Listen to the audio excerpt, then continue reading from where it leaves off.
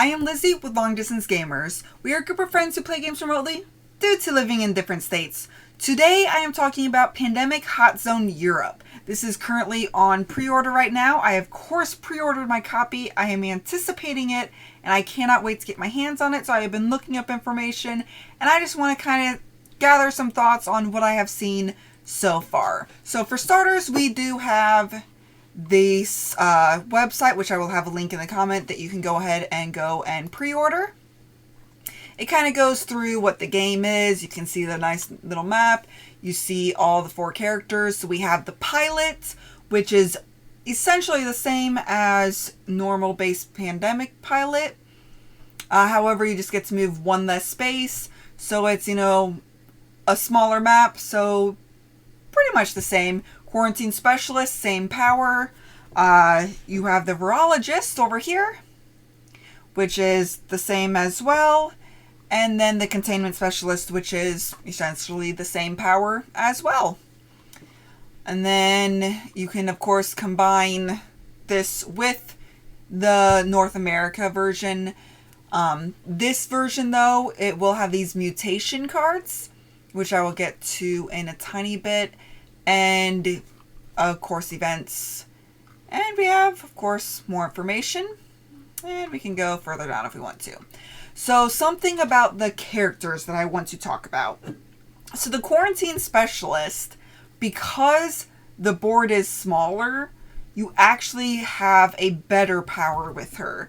So, in base Pandemic, you can at most cover 7 of the 48 cities, with the average being 2 or 3. Now she can cover at most 5. Her average is still around 2 to 3. So instead of it being a 14% coverage, she now can get almost a 21%, while the minimum is, instead of a 5%, it is now a 10%. However, this does come with the ability to combine with the North American.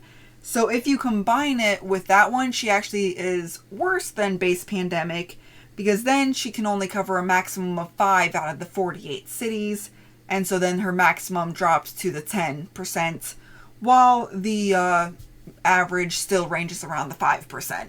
So she's interesting, and then the pilot, while he's moving, he gets better in just the Europe when you combine it with the North America. And then, of course, you can use these characters in the other versions as well. The Quarantine Specialist stats still remain the same, and so does the pilot's. Because the pilot in base Pandemic can get to about 6.25 in one move action, versus in just a solo of the Hot Zone, they can get 8.33.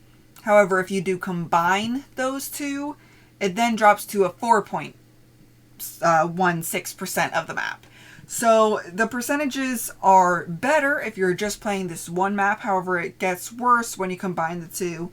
So that's something to keep in mind, that it is going to be a little bit harder to play the pilot than you would in base Pandemic. And same with Quarantine if you're using that Hemisphere's Module, which is pretty interesting. Now, these Mutations, which is the module that's different exclusively to Europe, I was slightly disappointed with these, as they're basically just stuff we've seen before. So there's one for each color of the 3 different types of cards. So we have the Resistant to Treatment, which is essentially the typhus historical disease from Iberia. It's the red disease. It costs another action to remove a cube if there's 3. Now, Iberia, it's 2 or 3, so you would have to do another action at 2, so it is a slight variation, but still essentially the same thing. And then asymptomatic carriers. You know what I'm saying. This one that's right there, asymptomatic. I cannot say it. Anyways, this is essentially like malaria, which is the black disease in Iberia. And if there are no cubes of the color when you go to place it, you then have to place 2 cubes. So again, essentially just pulling from Iberia. And then highly contagious. This is essentially just a virulent strain epidemic card, which you can find in the expansions of the base game. So it's nothing new here, but you draw an additional infection card if the current player has 2 of the same color that is the disease affected. So like the disease could affect the yellow, the red, or the blue for all 3 of these. If you're really lucky, you would get all of them affecting 1 color, unless you've already cured that 1 color. But, so it's just, the module is just, it's nothing new. Same with the North America. The crisis cards are essentially emergency events from State of Emergency expansion. So I was really hoping that these hot zones would be a quick infusion while also offering something new. So it's just like, if you already have all the pandemics, is it really worth it to get this? Well, if you're a completionist like me, you've already pre-ordered this and there's no point in you watching this video other than you wanting to see more. However, for someone that just wants a quick infusion, I mean, yeah, I could see you getting this. If you're wanting the full pandemic feel, though, I don't think this gives it to you, because North American, to me, it leaves me wanting more. It actually ranks 11 out of 16 if you go watch the ranking of the pandemic videos that I did. I actually did one with Rado, and then I did one with, my friends in New York. So I feel like the Europe will probably be right around there, because it will still be essentially the same weight, the same level, and it will probably leave me wanting more. So great to take to work, so, can play it on a break. I don't think that this is going to be one that I pull out when I really want to play Pandemic. But with that said, there is a print and play with it, so you could come here and then you can, of course, get the rules and all of this to set up, to print. Lots of cards. So, do with that. If you want to get it, great. If not, I personally do not like print and plays. So I will be waiting, of course, for the actual retail release of this to come out and going from there. But however, if you do get both the North America and the Europe, and it seems like there's going to be more because of this Hemisphere rules, it says 2 different pandemic hot zone sets. So maybe there'll be something new, something interesting in a future one possibly. But this is showing you how you can combine the 2 boards, which if you have played Pandemic Fall of Rome, you're essentially doing the solo variant for Fall of Rome on each board. So you will control your board, you will have your 3 characters, and then your teammate will have their 3 characters. You will have a hand limit of 6 between all 3 characters, and then there will be a shared archive between the 2 boards that you can go through. So what would happen is you normally will set up, draw out the 3 cards, there could be no events in either the starting, and then draw 2 more cards that will go in the archive for each board. When it's your turn to play, you can move around. You can move to the other board with the Director Charter Flight, just like you could move around a Pandemic board. However, when you go to draw player cards, or when you draw infection cards, you are drawing from your home board. So that remains consistent. You can win and lose the same way. So if you run out of the disease cubes, which you'll have 24 of the disease cubes, so with there being the same amount of cities, I feel like you can have a higher chance of losing that way than in normal base Pandemic. So keep that in mind, because you only have 3 different diseases, well, 3 different colors, when normally you have 4, and there's the same number of cities. But one way to get, so you could lose by running out of those, you could lose by either side running out of player cards, either side having too many of the outbreaks. Normal ways of losing for either side would cause you to lose. You win when you cure all 3 colors on both boards. That is something that you have to do. So you're curing 6 diseases, essentially. But you do need 1 less card per disease cured. So kind of interesting.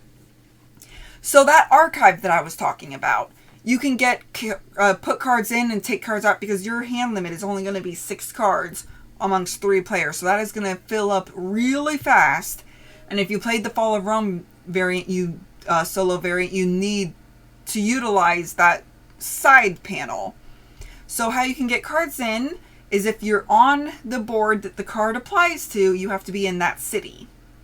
So if you're in, the North American board and you have Atlanta, you have to be in Atlanta to be able to place it in the archive. However, if you're on the Europe board, you just have to be in a blue city to be able to place Atlanta. Is Atlanta still blue in North America? I think so.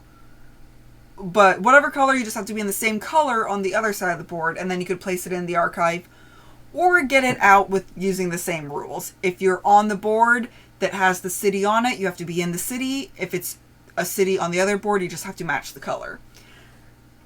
So that is the Hemisphere mode. So that is pretty much everything that is covered in North American Hot Zone, with the Europe coming in. There is one thing to note: the researcher cannot be used. You get the researcher in North America. She is able to just give players cards, and that would make it a little bit too easy to be able to cure all of them. So she is not able to be used, unfortunately, in this variant. So keep that in mind, that you will have 7 to choose from out of the 6 players that you'll need to. So you'll be playing with one that you cannot be, or you won't be playing with one every time, other than the researcher. So yeah, so that is Pandemic Hot Zone Europe. As far as everything that I know so far, it seems like it's going to be more of the same, but on a more condensed level, which if that's what you're looking for, then great. Go out and get it. However, if you were hoping for a quick infusion of something new, you're not really going to get this, because everything you've seen before.